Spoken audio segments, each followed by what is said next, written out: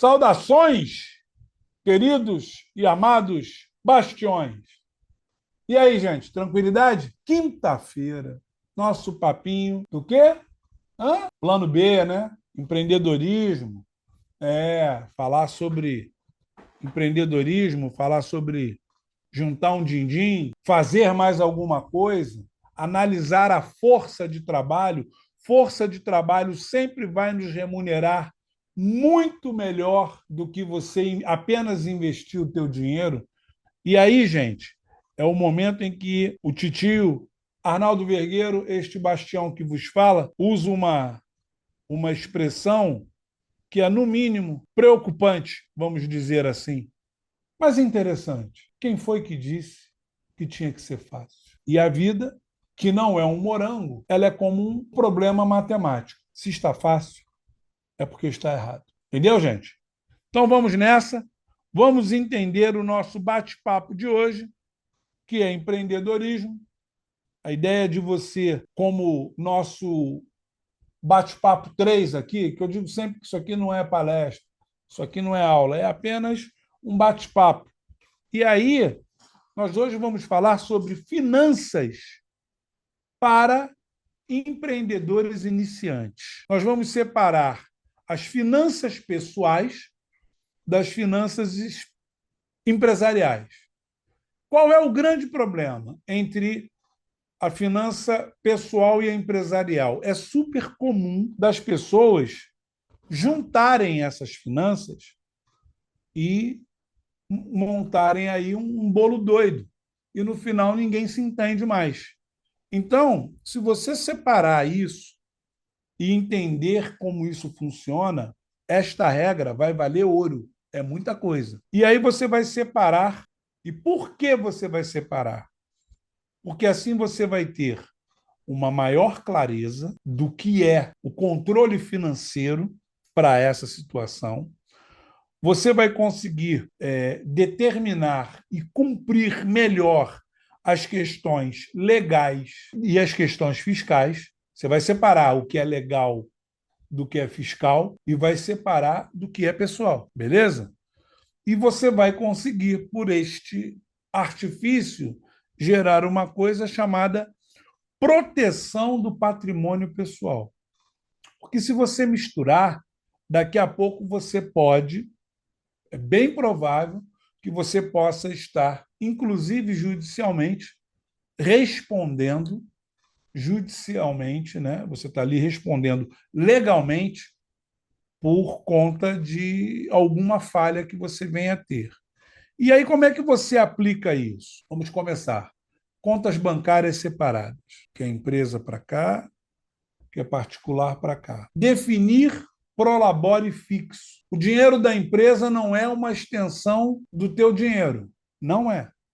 Teu dinheiro é teu dinheiro, o dinheiro da empresa é dinheiro da empresa. Você precisa aprender a viver com aquilo que você tem como remuneração, aquilo que te paga, é o teu prolabore. Para ajudar nessa situação, nós precisamos de um registro detalhado de entradas e saídas. E como eu sempre falo, mão de ferro na hora de administrar isso. Nunca pense, tem um dinheiro sobrando aqui, eu vou lançar a mão, vou fazer uso. Não, dinheiro da empresa é dinheiro da empresa, não é seu. E aí, como mais uma visão que nós precisamos ter, é um fluxo de caixa completamente descomplicado.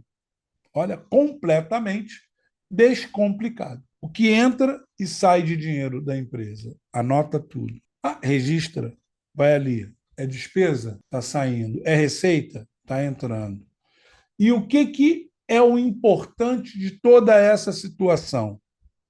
Você tem que visualizar a saúde financeira, primeiramente da empresa, porque é a empresa que te sustenta, e depois a sua saúde financeira.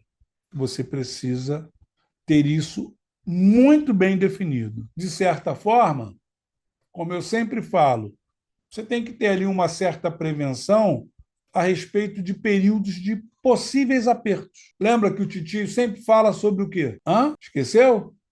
Quando você vai fazer investimento, fundo emergencial.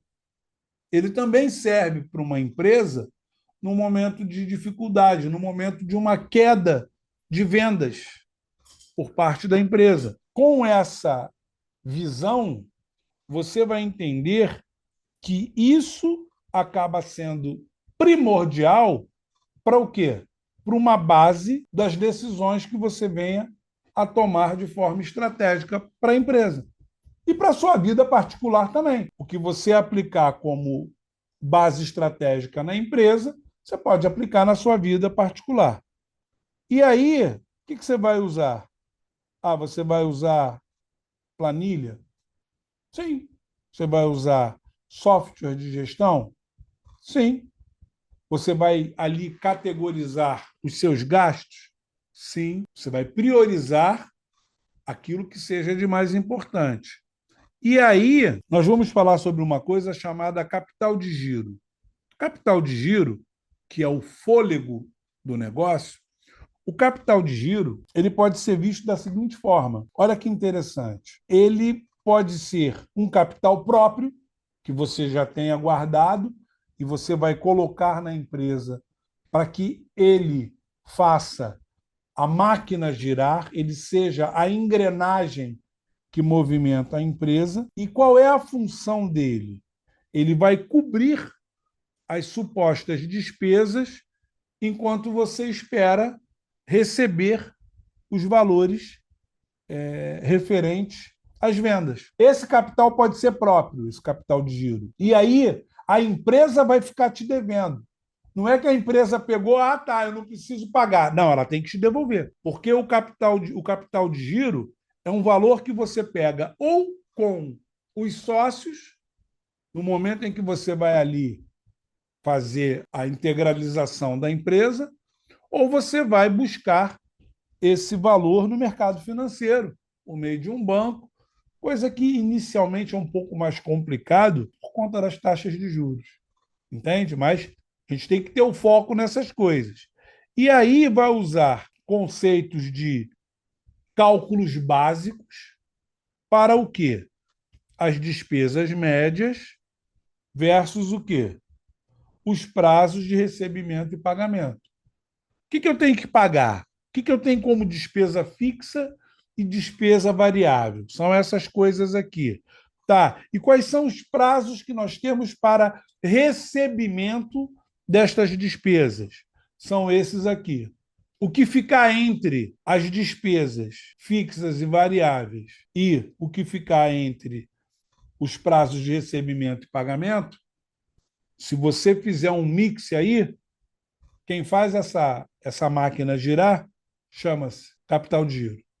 Então, com isso, você vai entender a parte de gestão, que é você, como você vai administrar, vai gerir esse negócio. E aí você vai ter que entender controle de estoque, quando normalmente você trabalha só com comércio, e também tem controle de estoque para quem trabalha com serviço, porque você possivelmente possa ter que ter alguma peça para, vamos dizer assim, repor num cliente alguma coisa, e aí cada caso é um caso, beleza?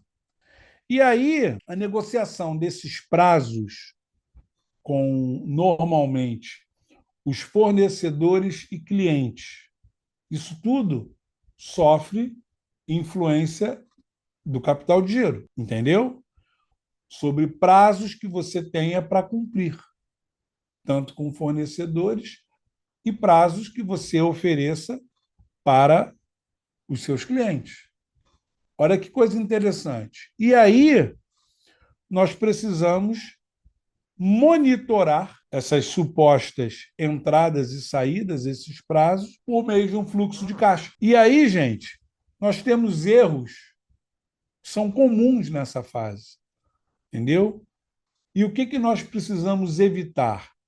Um erro comum, que já citamos aqui, que é misturar a despesa pessoal da empresarial. Não pode fazer isso. O que é da empresa, o que é teu, é teu. Inicialmente, você vai até emprestar para a empresa, mas quando a empresa tiver condições, ela precisa te devolver. que o dinheiro não é dela, é teu. A ideia de você controlar o fluxo de caixa, isso aí é como o Titio sempre fala, mão de ferro.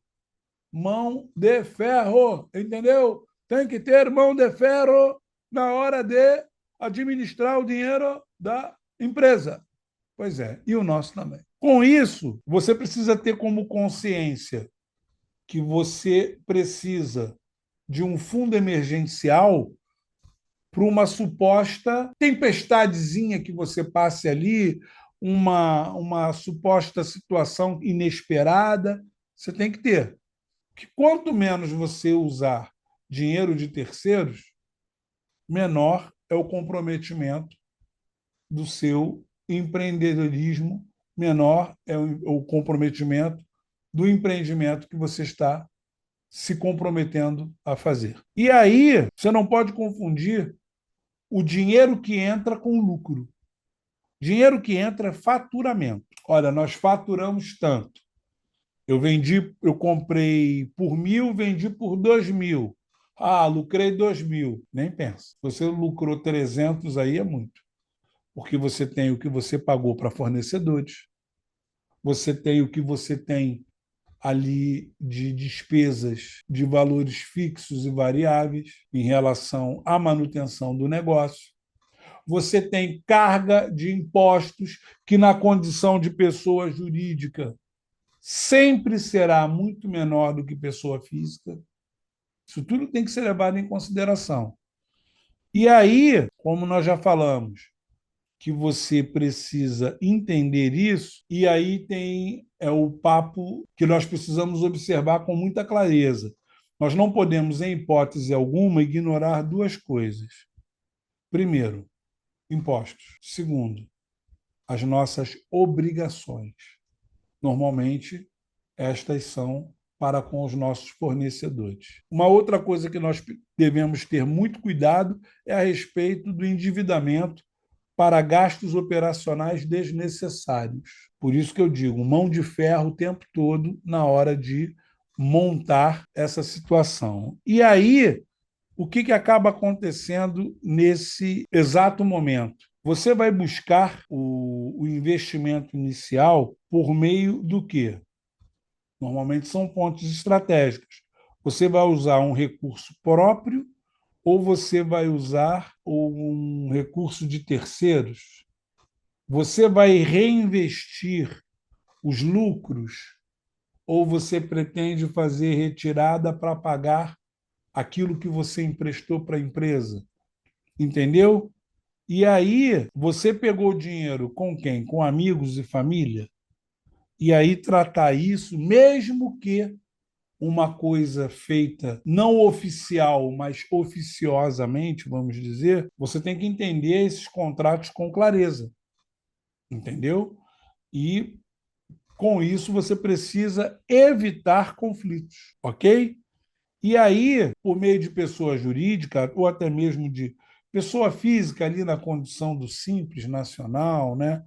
Entender o que é o microcrédito para você poder fazer um investimento, dar aquela alavancada na empresa que você quer fazer, entendeu? Você entender e aí você perceber ali uma situação de um crowdfunding, que seria o financiamento coletivo com recompensas ou participações, isso é uma coisa interessante. E aí você pegar programas e editais que vêm com fomento governamental e você utilizar ali conceitos de instituições privadas, isso tudo tem que ser muito bem calculado, muito bem organizado, para você poder ter a melhor visão no momento em que você for tomar as decisões corretas. Com isso, gente, esse nosso papinho de hoje, que é o Papo 3 de empreendedorismo, fica por aqui. Por quê? Porque nós temos que ter a mais absoluta certeza do que trabalhar o nosso dinheiro por meio de investimento é uma coisa. Você empreender é outra. Empreender é força de trabalho. Empreender é sempre você fazer o melhor uso para o teu futuro. E não esqueçam, o empreendedorismo ele tem que começar por você. O investimento em conhecimento ele é absurdamente importante. Por isso, precisamos o tempo todo estarmos ali visualizando o quê? A ideia de nos capacitarmos sempre da melhor forma possível para que possamos empreender cada vez melhor. Ok, gente? Ó, um beijão. Nosso papo de amanhã é sobre investimento.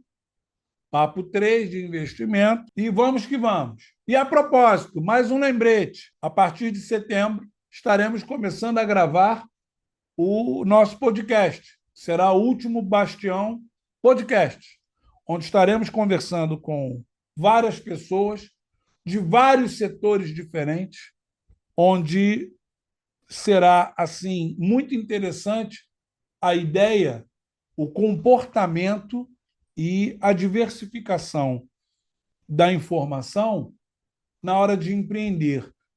Eu não pretendo trazer pessoas famosas, milionárias, não. Quero trazer pessoas do dia a dia, pessoas com quem a gente possa conversar e possa explicar que a melhor forma de se viver a vida é fazendo, ok? Um beijo. Até amanhã, gente. Tchau, tchau.